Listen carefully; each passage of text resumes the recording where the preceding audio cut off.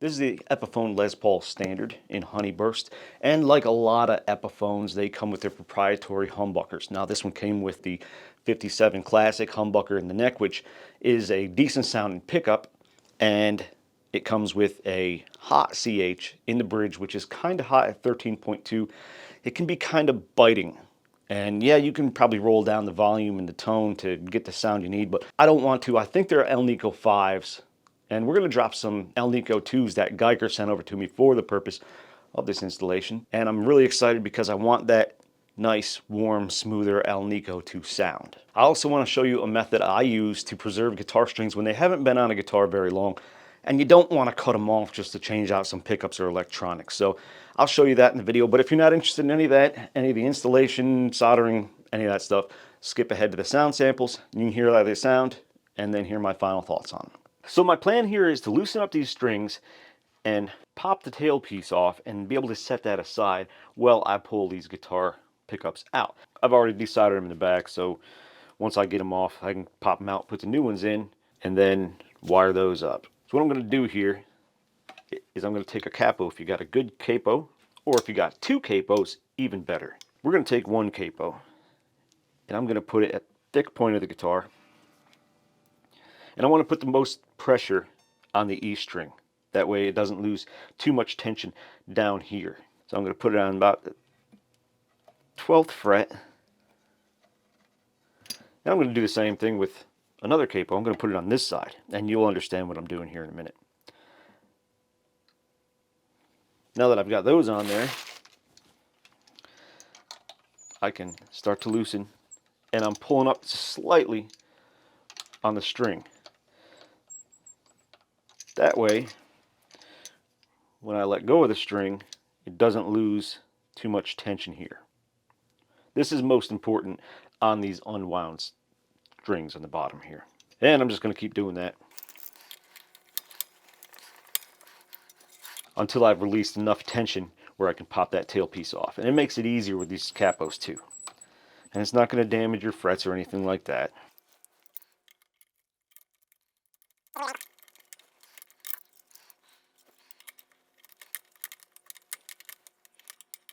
And lastly, the E. This is usually the one that breaks, if any of them break, when you've loosened them up and tightened them up too many times. So now they still got some tension on this end, but this end I can just, if I have them loosened up enough, which I don't. So now I've got them loosened up enough here where I should be able to pop this off. And if it still seems a little too tight, pop off your bridge. But just try not to jostle the pegs there. Then you should be able to pop it off far enough to take it. And I can just set it aside, and I got all this room to work with over here. Just take all the old pickups off.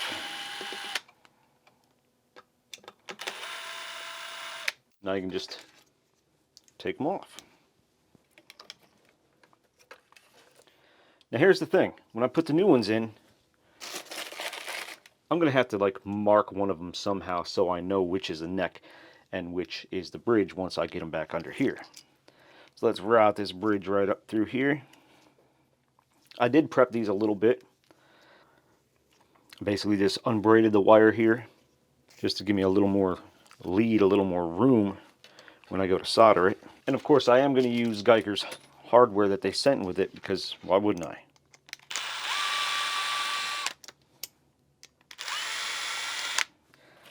Let's get their hardware,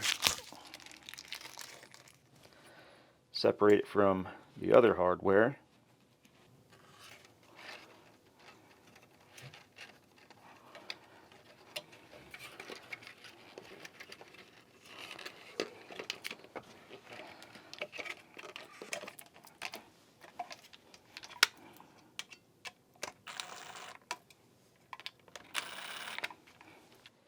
The screws are not long enough. The legs are too long, the screws are not long enough. And I don't think I have any more long screws like that. The main problem I've run into on the installation side is these legs are super long. And even at their most minimum, it's sticking up quite a bit, and it's not going to work. I've got some longer ones on here, but I kind of want them to match. And the only ones I have that I think are long enough are these black ones. So what I'm going to do is I'm going to take them down to the garage and sand off the paint, polish them up a little bit, maybe see if I can make them look chromy. Sometimes you have to make do with what you have on hand, and the only long screws I had were black. So took them downstairs and polished them up, making them look almost chrome. So let's fix this.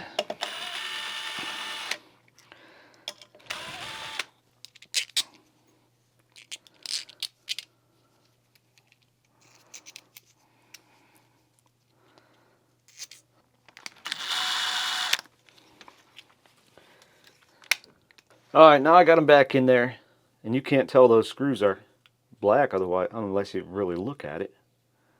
And even then. So this will work. Let's get them in here, get it wired up.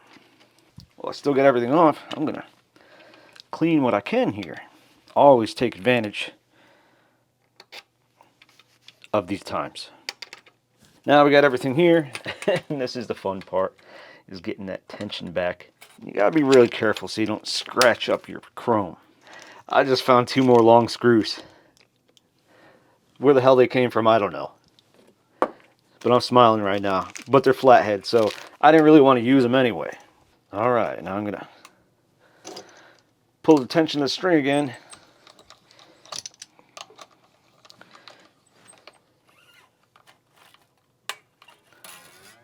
And get it back on there.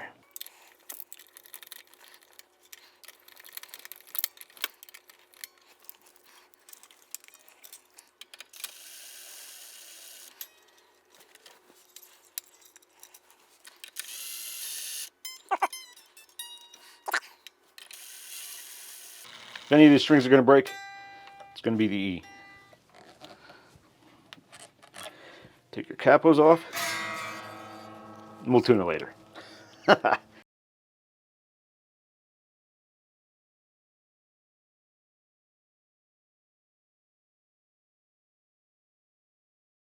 got so caught up in trying to fit these pickups on top that I forgot to mark which one's the neck.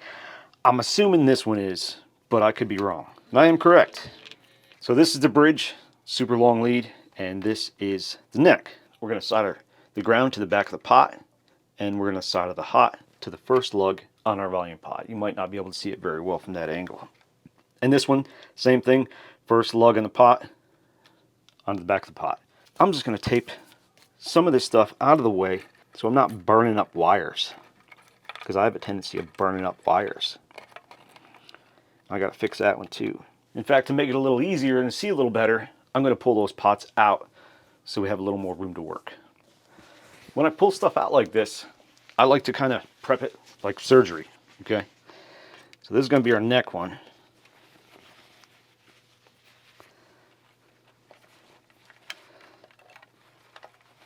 If you do it this way, it protects the body from getting marred up from the soldering iron or from solder dripping on it by accident. Hot solder will kind of do a little damage. So I'm going to go in from this side. I got some tweezers with some ceramic tips on them, so it's not burning up my fingers.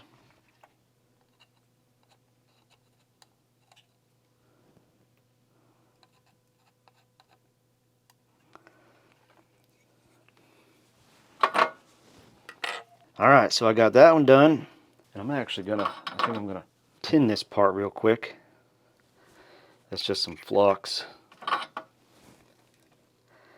You get her nice and hot.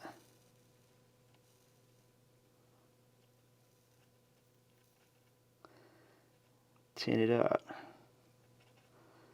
It's not the best, but it'll do.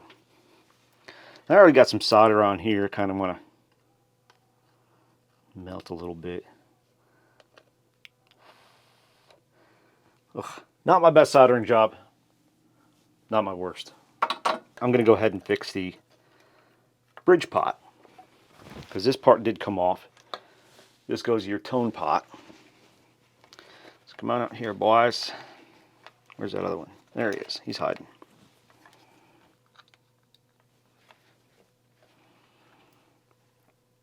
And that part has to go back in there, as does that part. I think what we'll do is we'll clean off that old solder with a solder sucker.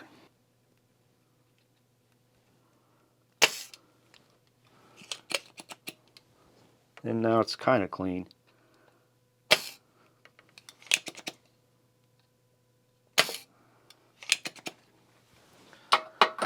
There we go.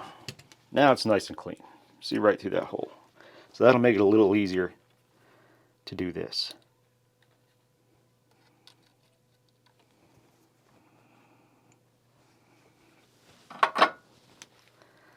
See how that looks? Like crap.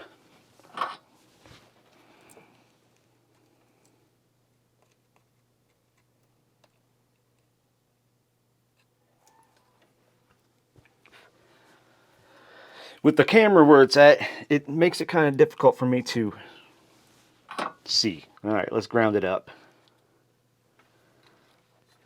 I think there's a ground wire right there that I need as well. So, oh, that looks terrible.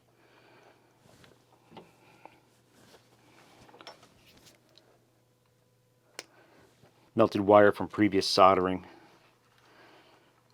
See, how can I make this work? There's a big old gob of solder on here. Not really a fan of.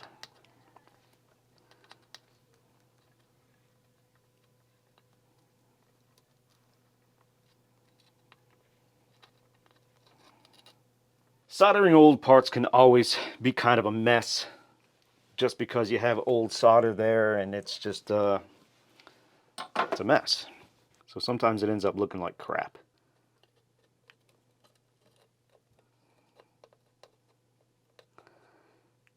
That's better.